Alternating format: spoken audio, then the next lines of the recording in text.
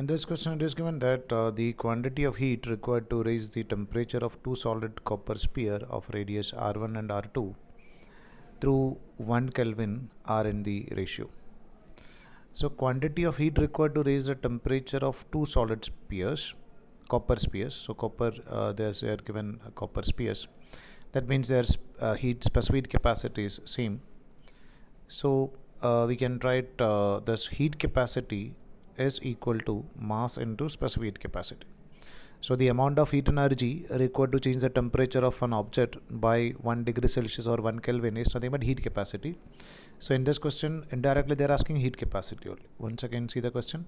The quantity of heat required to raise the temperature of an object through 1 Kelvin. So basically they are asking about heat capacity only. So we can write this heat capacity is directly proportional to m into specific capacity, and mass we can take it as density into volume, because they are not mentioned about the mass. So we can write this as density into volume into specific capacity.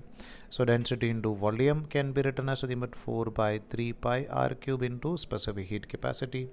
So we can write this heat capacity is directly proportional to the value of r cube, because in both the situation they are given copper. So density of two copper spheres are same, and specific capacity of copper sphere is also same. So we can write the C is directly proportional to R cube. So we can write the value of C1 divided by C2 is in the ratio of R1 by R2 raised to 3.